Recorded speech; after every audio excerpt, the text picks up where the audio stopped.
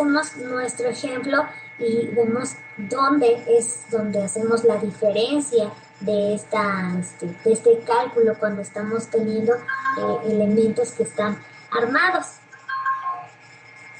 Decimos así: determine la resistencia de la cuerda superior de la armadura que se muestra en la siguiente figura. La separación entre montantes es a cada 2 metros. Y considere un acero, permítame un segundo. Entonces nos dice aquí que determinemos la resistencia de la cuerda superior. Recordamos que en las armaduras que trabajan a flexión, la cuerda superior siempre va a estar trabajando a compresión.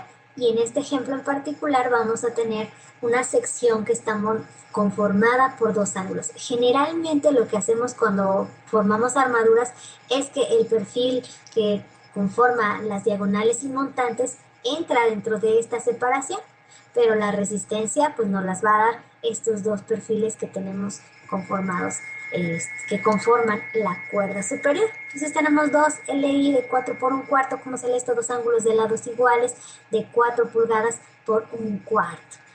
Nos dan las dimensiones de las dos alas y la separación que existe entre estos dos elementos. Entonces ya leímos qué parte de la norma es la que vamos a aplicar. Nos dice que los largueros están a cada 2 metros. Entonces, la longitud que nosotros consideramos en esa dirección es de 2 metros. Las montantes están a cada 2 metros también, que son de la parte vertical. Entonces, la longitud en Y también es de 2 metros. Y nos dice que estas soleras de conexión que tenemos aquí están localizadas a cada metro. Entonces, esa longitud en Z, la que tenemos a profundidad, viendo así al fondo de nuestra pantalla, es de 1 metro. Y tenemos todos nuestros datos geométricos que nos ofrece nuestra gráfica para poder empezar.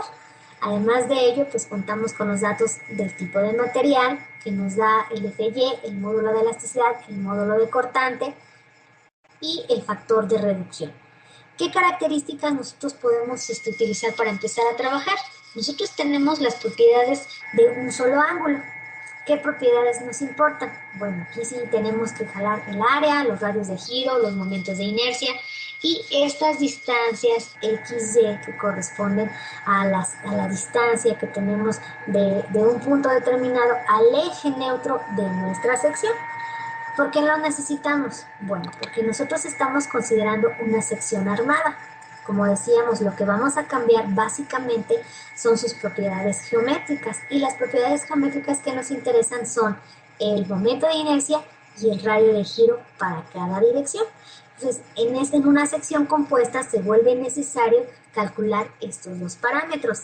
Aquí sí van a tener que recordar mucho, no un poquito, mucho, de sus clases de mecánica de materiales en las cuales a partir de esta ecuación, que como recuerdan es el teorema de ejes paralelos, calculamos el momento de inercia de una sección compuesta. Nosotros conocemos las propiedades de una sección solita, de un ángulo solito, y lo vamos a trasladar al eje de la sección compuesta. Aquí no tenemos mucho problema porque nosotros conocemos el eje de la sección compuesta.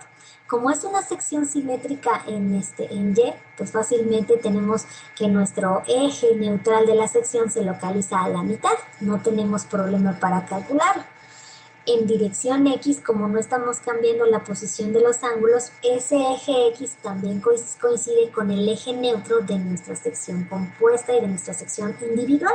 Entonces, no tenemos problema para localizar el eje neutro de nuestra sección compuesta. Pero, si fuese el caso que no coincidiera nuestra sección compuesta, los ejes neutros de la sección compuesta no coincidieran en simetría, no los pudiéramos ubicar fácilmente, esa sería la primera parte que nosotros tendríamos que hacer. Eso ya no es parte del curso. Sí van a tener que realizar por ahí, escarbar un poquito en cómo obtener esos ejes de neutros de una sección compuesta para posteriormente calcular el momento de inercia trasladado con el teorema de ejes paralelos. Básicamente eso es lo único que tenemos que hacer. ¿Por qué? Bueno, nosotros tenemos esta sección compuesta. Ya ubicamos los ejes neutros de mi sección compuesta en X y en Y. Les decía que lo que nos interesa pues son estas distancias que nosotros tenemos de este punto al eje neutro, y con la suma de esta mitad pues nos da 3.72. Esta distancia es la que nosotros queremos obtener para poder hacer el traslado de mi momento de inercia al eje neutro nuevo de la sección compuesta. Lo mismo queremos en dirección Y que en dirección X. Acuérdense que en dirección Y se mide la dirección sobre el eje X, y en dirección X se mide la distancia en Y. Entonces, calculamos tanto para la dirección X como para la dirección Y los momentos de inercia y los radios de giro respectivos. No me voy a detener mucho en esto, es algo que sí me gustaría que ustedes recordaran un poquito. Tengo el teorema de ejes paralelos, tengo las características para un solo ángulo y aplico esta ecuación. Tenemos dos ángulos que multiplicamos su radio de giro en X más 2 veces el área por la distancia al cuadrado. Aquí la distancia pues es la misma, no dijimos que en X el eje de la sección compuesta en X es el mismo que el eje que la sección individual, entonces la distancia es 0 y tenemos un momento de inercia de 249.8 centímetros cuadrados. Con ese momento de inercia calculamos el radio de giro respectivo y hacemos lo mismo en Y. Aquí en Y pues sí cambia porque recordamos el eje de una sección sencilla. Vamos a ponerlo aquí. El eje de una sección sencilla estaría más o menos aquí, de un ángulo simple está aquí.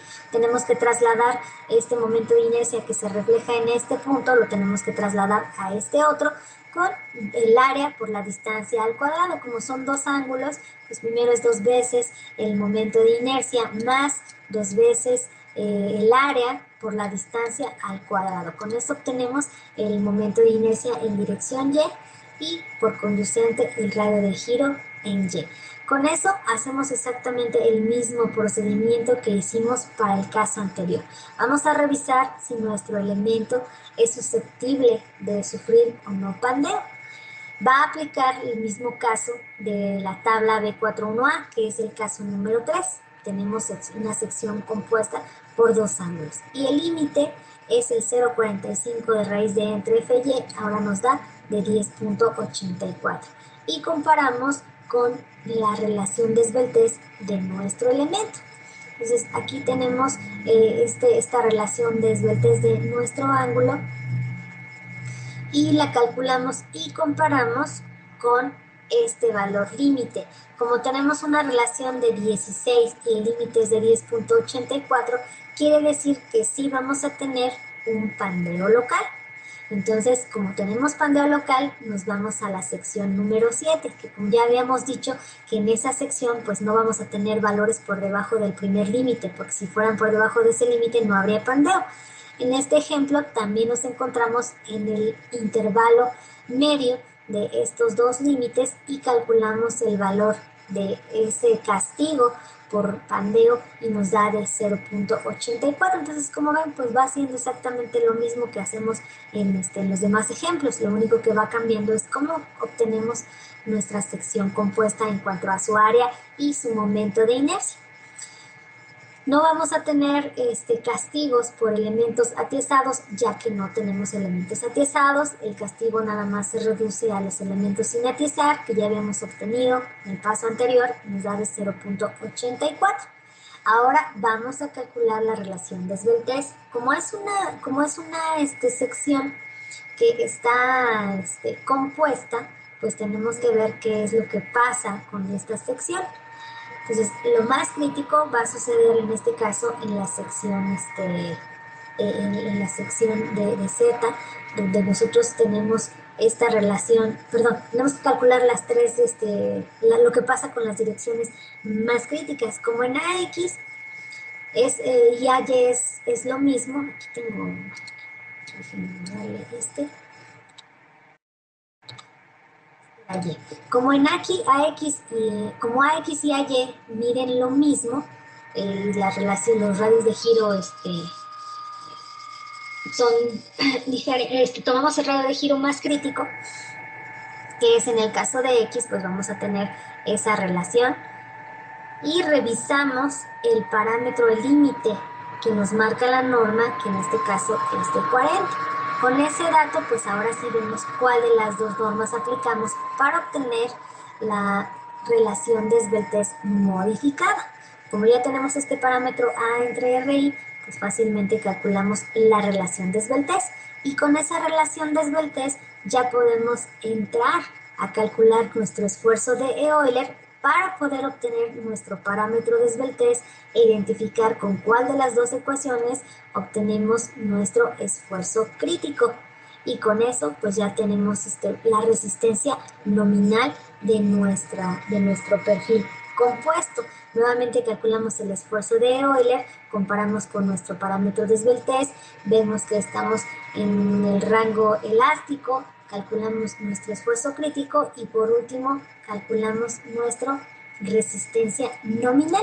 Aquí miren, les puse cómo calculamos la resistencia nominal tanto por factores de carga y resistencia como por resistencias permisibles. Una vez que tenemos la resistencia nominal, nosotros la factorizamos y obtenemos la resistencia nominal por factores de carga y resistencia, que nos da de 49.021 toneladas, o bien la resistencia nominal entre nuestro factor de seguridad omega nos da de 32.615 toneladas. Y con eso obtenemos la revisión de pandeo por flexión. ¿Qué pasa con lo que ustedes van a hacer de tarea? En el caso de la tarea, pues nos dice que lo que va a cambiar es el esfuerzo crítico, porque vamos a revisar flexotorsión. Entonces nada más tienen que tomar en cuenta la ecuación que nos da la norma para obtener el esfuerzo crítico. Obtenemos el esfuerzo crítico Y, obtenemos nuestra relación de esfuerzo crítico en Z, sustituimos en nuestras ecuaciones correspondientes, ya tenemos el valor del área, vamos a conocer J de nuestro perfil, 2 veces la resistencia de nuestro elemento porque son una sección compuesta, sustituimos y obtenemos un esfuerzo crítico en Z, el esfuerzo crítico en Y por último el esfuerzo crítico total. Con ese esfuerzo crítico regresamos a calcular la resistencia nominal ahora por flexotorsión. La factorizamos para utilizar el criterio LRFD o bien la dividimos entre el factor de seguridad para obtener la resistencia permisible de nuestro elemento. Y con eso tenemos la revisión del elemento por los 3 estados límite y bajo los 2 criterios de diseño. Con eso concluimos la revisión de este elemento compuesto. Entonces, como ven, pues prácticamente